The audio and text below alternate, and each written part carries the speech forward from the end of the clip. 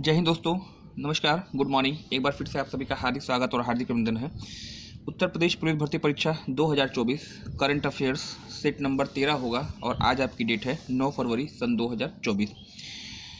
दोस्तों, चैनल पे अगर पहली बार आए हैं, चैनल सब्सक्राइब कर दीजिएगा, बेल आइकन को प्रेस कर दीजिएगा, क्योंकि ऐसे ही प्रतियोगी परीक्षाओं की दृष्टि से महत्वपूर्ण कंटेंट मैं आपको प्रोवाइड करता रहता हूं। इस वीडियो का पीडीएफ लिंक आपको डिस्क्रिप्शन बॉक्स में मिल जाएगा, वहां से आप इसको डाउनलोड कर सकते हैं। और साथ ही साथ टेलीग्राम पे मुझे फॉलो करिए, वहाँ पे अच्छे प्रतियोगी परीक्षाओं की दृष्टि से महत्वपूर्ण प्रश्नों को मैं पोस्ट करता रहता हूँ। आइए शुभारंभ करते हैं आज के सेशन का।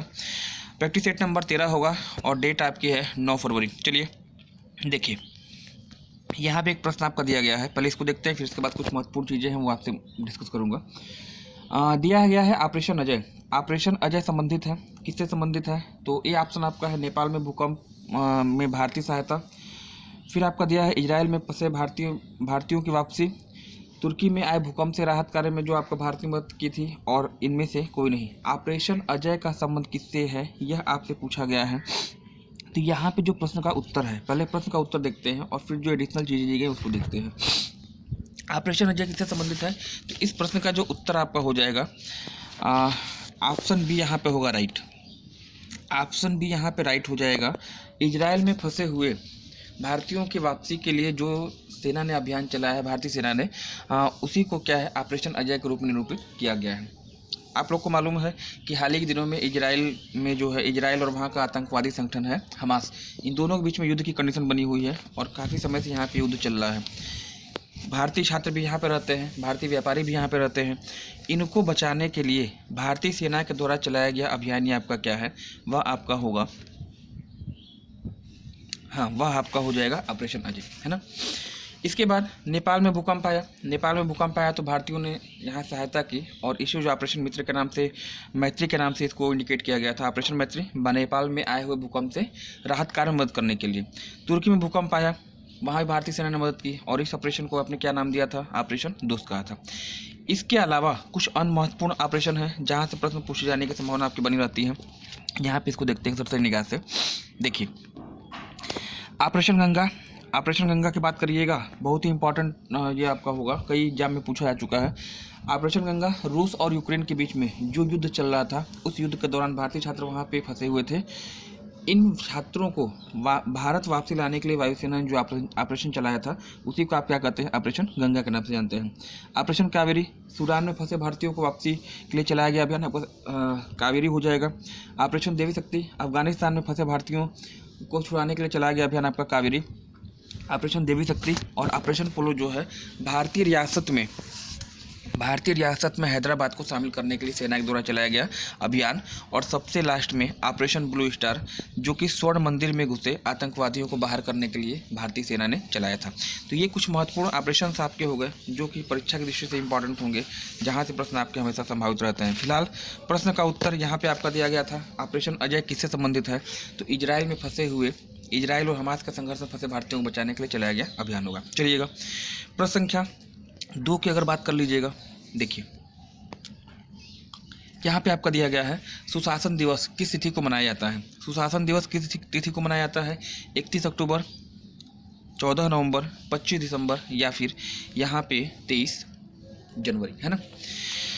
सुशासन दिवस कब मनाया जाता है ये आपसे पूछा गया है। पहले प्रश्न का उत्तर और उसके बाद प्रश्न के ऑप्शन की व्याख्या।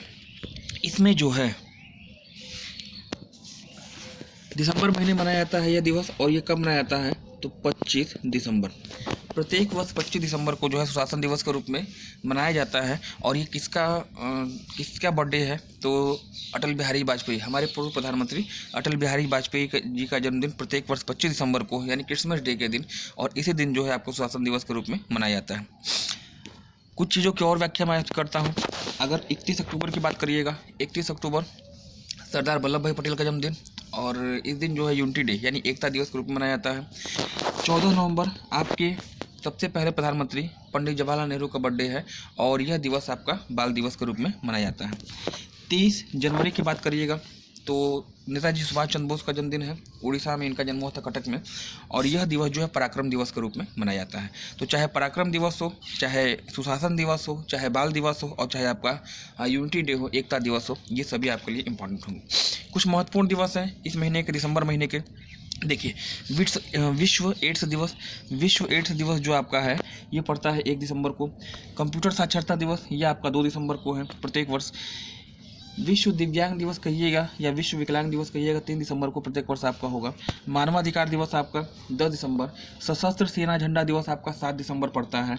राष्ट्रीय गणित दिवस 22 दिसंबर प्रत्येक वर्ष आपका होगा। और राष्ट्रीय किसान दिवस की अगर बात कर लीजिएगा तो किसान दिवस जो आपका है प्रत्येक वर्ष पड़ता है 23 दिसंबर को, है ना। तो ये कुछ दिसंबर महीने के महत्वपूर्ण दिवस हैं जहाँ से प्रश्न आपका संभावित रहते हैं। फिलहाल प्रश्न सुशासन दिवस कब मनाया जाता है, ऑप्शन आपका हो जाएगा 25 दिसंबर, राइट है ना।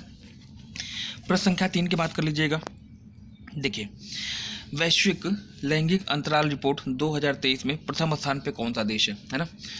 जेंडर गैप रिपोर्ट 2023 में पहले स्थान पे कौन सा देश है, आइसलैंड, स्वीडन, नॉर्वे या फिर स्विट्जरलैंड, है ना। तो इस रिपोर्ट के अनुसार अगर देखा जाए पहले नंबर पे आपका आता है, यहाँ पे सही हो जाएगा जेंडर गैप के अनुसार ऑप्शन ए, है ना। आइसलैंड जो है इस सूचकांक में पहले नंबर पे आता है। और याद रखिएगा आइसलैंड की राजधानी रेकजाविक है और रेकजाविक विश्व की सर्वाधिक ऊंचाई पर नहीं सॉरी विश्व की सबसे उत्तरतम राजधानी है ना। आइसलैंड की राजधानी रेकजाविक विश्व की सर्वाधिक उत्तरी राजधानी है, इसको ध्यान रखिएगा। आइसलैंड को आप ज्वालामुखियों का द्वीप भी कहते हैं। स्वीडन आपका जो है यूरोपीय देश है, स्कैंडिनेविया प्रायद्वीप में शामिल है और स्वीडन की राजधानी स्टॉकहोम हो गई, स्वीडन की राजधानी स्टॉकहोम। नॉर्वे को कंट्री ऑफ मिडनाइट सन, मध्यरात्रि के सूर्य का देश कहते हैं और यह भी स्कैंडिनेविया प्रायद्वीप में ही आता है। और याद रखिएगा नॉर्वे की राजधानी ओस्लो, और ओस्लो एक ऐसा क्षेत्र जहां से शांति का नोबेल पुरस्कार प्रदान किया जाता है ना। इसी नॉर्वे में सबसे पहले जो है अम्ल वर्षा सूचकांक की स्थापना की गई थी। स्विट्जरलैंड की राजधानी पूछी जाए बर्न बताइएगा, और स्विट्जरलैंड में अनेक संगठन के मुख्यालय यहाँ पे है ना। फिलहाल वैश्विक लैंगिक अंतराल सूचकांक में जो है पहले स्थान पे कौन है, तो उत्तर आपका हो जाएगा आइसलैंड। कुछ अन्य चीज़ें हैं। देखिए यह रिपोर्ट जो है वह विश्व आर्थिक मंच के द्वारा तैयार की जाती है तथा इस रिपोर्ट में हमारे देश की स्थिति हमेशा याद रखिएगा, यह आपके लिए इम्पोर्टेंट होगा। हमारा देश जो भारत है वह 127वें स्थान पे है, यह आपके लिए इम्पोर्टेंट होगा, है ना। जेंडर गैप रिपोर्ट में 127 नंबर भारत की स्थिति। चलिएगा आज के सेशन का अगला क्वेश्चन जो आपका है, देखिए दिया गया है अंतर्राष्ट्रीय साहित्य महोत्सव उन्मेष 2023 का आयोजन किस प्रदेश में किया गया। एक इंपॉर्टेंट क्वेश्चन होगा, ऐसे क्वेश्चन परीक्षक खोजता है ना। ऐसे क्वेश्चनों को परीक्षक जो है खोजते हैं। अंतर्राष्ट्रीय साहित्य महोत्सव उन्मेष 2023 का आयोजन किस प्रदेश में किया गया है, मध्य प्रदेश, महाराष्ट्र, गोवा या फिर पश्चिम बंगाल, है ना। इस प्रश्न का जो सही उत्तर आपका होगा वह तो आपका हो जाएगा मध्य प्रदेश, है ना। इस प्रदेश का सही उत्तर आपका क्या हो जाएगा, मध्य प्रदेश हो जाएगा। मध्य प्रदेश में यह आपका उन्मेष 2023 का आयोजन किया गया है। अच्छा, इसी मध्य प्रदेश में लोक जनजाति कला महोत्सव उत्कर्ष, है ना, उत्कर्ष 2023 का भी आयोजन किया गया है। तो मध्य प्रदेश से 2 आयोजन आपको याद रखना है। एक तो मैंने यहाँ पे बताया उन्मेष 2023 और एक याद रखिएगा उत्कर्ष 2023। इन दोनों का आयोजन आपका कहाँ पे है, वह मध्य प्रदेश में होगा। चलिएगा आज के सेशन का 5वां क्वेश्चन यहाँ पे दिया गया है, निम्नलिखित में से हाल ही में किसे विश्व बैंक का अध्यक्ष नियुक्त किया गया है। इंपॉर्टेंट क्वेश्चन होगा आपका, निम्न में से किसे हाल ही में विश्व बैंक का अध्यक्ष नियुक्त किया गया है। कैथरीन रसेल आपके हैं, अजय बंगा हैं, कैथरीन रसेल दिया है, अजय बंगा है, मनोज सोनी है और साथ ही साथ याद रखिएगा आर माधवन है ना। देखिए अगर बात करिए यहाँ पे अगर हम बात करें विश्व बैंक के अध्यक्ष कौन है, तो इस प्रश्न का तो आपका उत्तर होगा ऑप्शन बी। ऑप्शन बी इस प्रश्न का उत्तर हो जाएगा अजय बंगा, है ना। अजय बंगा जो है आपका नए उत्तर होने जा रहा है। विश्व बैंक का अध्यक्ष नियुक्त किया गया, परीक्षा की दृष्टि से इंपॉर्टेंट होगा क्योंकि भारतीय हैं इसलिए इंपॉर्टेंट होने की संभावना रहेगी, है ना।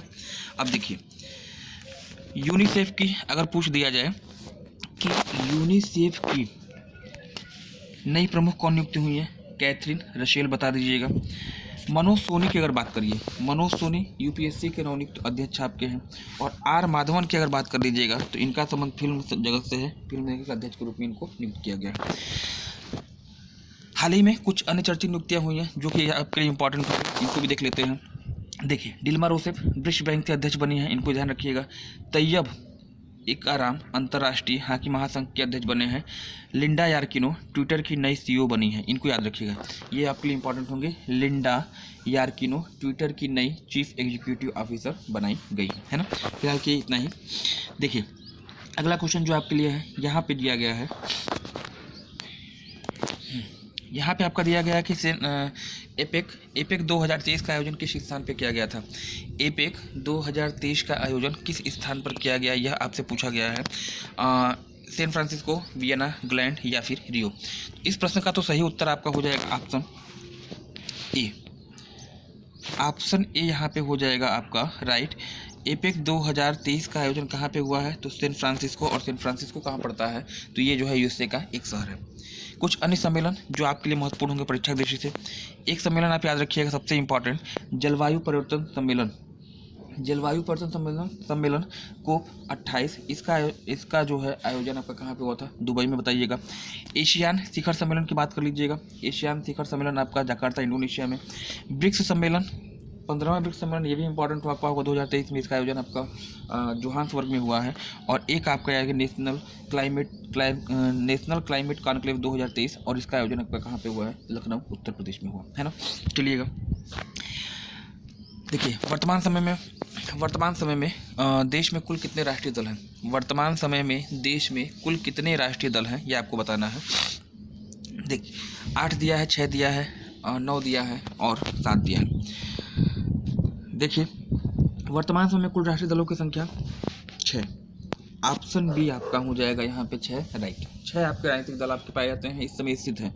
और नवीनतम राजनीतिक दल कौन सा बना है, नवीनतम राजनीतिक दल आपका बना है, आप बता दीजिएगा, आप, है ना, आम आदमी पार्टी देश का नवीनतम राजनीतिक दल है। तो या तो संख्या आपसे पूछा जाए या नवीनतम पूछा जाए। वर्तमान समय में है कौन कौन, इनको देख लेते हैं। तो 6 आपके हैं, भारतीय जनता पार्टी, भारतीय राष्ट्रीय कांग्रेस, भारतीय communist party, Bahujan Samaj party, national peoples party और आपका आम आदमी पार्टी, है ना। केजरीवाल जी इनके अध्यक्ष होंगे। चलिएगा ये आपका आधा सेशन लगभग हमने कंप्लीट कर लिया है आज का। उम्मीद है कि आप सभी लोगों ने इसको प्रॉपर इसका नोट तैयार किया होगा। कोई चिंता की बात नहीं, इसका जो PDF है आपको डिस्क्रिप्शन बॉक्स में, इस वीडियो का PDF डिस्क्रिप्शन बॉक्स में आपको मिल जाएगा, वहाँ से आप डाउनलोड कर सकते हैं। या इसके अलावा आप मुझे टेलीग्राम पे फॉलो करिएगा, वहाँ लगभग प्रत्येक दिन मैं आपको अच्छे प्रश्न प्रतियोगी परीक्षाओं की दृष्टि से जो ऑप्शनल क्वेश्चन होते हैं मैं आपको प्रोवाइड करता रहता हूँ, ताकि आपकी तैयारी में 4 चांद लग सके। अगला जो क्वेश्चन आपके लिए होगा प्रश्न संख्या 8 की अगर बात करिएगा, छठवां हिंद महासागरीय सम्मेलन 2023 का आयोजन किस स्थान पे किया गया। छठवां हिंद महासागरीय सम्मेलन 2023 का आयोजन किस स्थान पे किया गया है। रंगून म्यांमार, हैदराबाद भारत, ढाका बांग्लादेश या फिर कोलंबो श्रीलंका। तो छठवां हिंद महासागरीय सम्मेलन है और सभी देश आपके हिंद महासागर के तट पे स्थित हैं। कहाँ पर इसका आयोजन हुआ था, ऑप्शन सी करेंट का क्वेश्चन है, ऑप्शन सी आपका यहाँ पर राइट हो जाएगा। बांग्लादेश की राजधानी में ढाका में जो है आपका छठवां हिंद महासागरीय सम्मेलन का आयोजन किया गया था, है ना। आज के सेशन का 9वां क्वेश्चन, ये भी आपके लिए इंपॉर्टेंट होगा। मेरा गांव मेरा धरोहर परियोजना का शुभारंभ निम्नलिखित में से किसके द्वारा किया गया, है ना। मेरा गांव मेरा धरोहर, मेरा गांव मेरी धरोहर का शुभारंभ जो किसके द्वारा किया गया है, गृह मंत्री अमित शाह, प्रधानमंत्री नरेंद्र मोदी, विदेश मंत्री एस जयशंकर या फिर वित्त मंत्री श्रीमती निर्मला सीतारमण, है ना। मेरा गांव मेरी धरोहर का संबंध जो है इसका कहाँ से स्टार्टिंग हुआ, किससे हुआ, तो गुजरात से इसकी स्टार्टिंग हुई है। और किसने किया, तो गृह मंत्री जी के द्वारा, अमित शाह जी के द्वारा जो है ये आपका किया गया है ना। चलिएगा आज के सेशन का 10वां और अंतिम क्वेश्चन आपके लिए। देखिए प्रश्नों की संख्या तो मैंने कम कर दी है, लेकिन गुणवत्ता में कोई कमी नहीं है, क्वालिटी में कोई कमी नहीं आई है। मैंने यहाँ पे बॉक्स में देखिए कुछ महत्वपूर्ण बिंदु, जो फैक्ट बिंदु जहाँ से प्रश्न आगे पीछे आपके बनते हैं, वो मैंने आपको देने का प्रयास किया है। PDF को आपको डाउनलोड कर लेते हैं तो निश्चित रूप से जो है यहाँ पर आपको सभी फैक्ट आपको पता चल जाएंगे, है ना। चलिएगा, भारत का पहला अंतर्राष्ट्रीय मल्टी मॉडल लॉजिस्टिक पार्क किस राज्य में स्थापित किया गया। पूर्वोत्तर भारत यहाँ पर होना चाहिए, क्योंकि देखिए ऐसे आप पढ़ा जाए, एक शब्द यहाँ पे आप ऐड कर सकते हैं नॉर्थ ईस्ट, है ना। पूर्वोत्तर भारत का पहला अंतर्राष्ट्रीय मल्टी मॉडल लॉजिस्टिक पार्क किस शहर में या किस राज्य में स्थापित किया गया, ये आपसे पूछा गया है। असम दिया है, मेघालय दिया है, मिजोरम दिया है या फिर सिक्किम दिया है। तो इस प्रश्न का जो सही उत्तर होगा, पूर्वोत्तर भारत का पहला जो है वह कौन सा है, तो असम आप बताएंगे। यहाँ पे आपका राइट हो जाएगा ऑप्शन ए। इसके बाद आज का क्वेश्चन आपके लिए, आज का सवाल क्या है इसको देख लेते हैं। देखिए, निम्नलिखित में से कौन पापुआ न्यू गिनी की आधिकारिक यात्रा पर जाने वाले देश के पहले प्रधानमंत्री बने। 4 प्रधानमंत्री जी के नाम यहाँ पे दिए गए हैं और पूछा गया है कि निम्नलिखित में से कौन पापुआ न्यू गिनी की आधिकारिक यात्रा पर जाने वाले पहले प्रधानमंत्री बने हैं। श्री राजीव गांधी, श्रीमती इंदिरा गांधी, श्री चंद्रशेखर और श्री नरेंद्र मोदी। इस प्रश्न का उत्तर मैं आपसे जानना चाहूँगा, कमेंट सेक्शन में इसका आप कमेंट करेंगे, है ना। चलिएगा, आज के लिए फ़िलहाल इतना ही। चैनल पे अगर आप पहली बार आए हैं, चैनल को सब्सक्राइब कर लीजिएगा, बेल आइकन को प्रेस कर दीजिएगा, क्योंकि ऐसे ही प्रतियोगी परीक्षाओं के दृष्टि से महत्वपूर्ण कंटेंट मैं आपको प्रोवाइड करता रहता हूं। तो आज के लिए फ़िलहाल इतना ही। धन्यवाद। Thanks for joining me.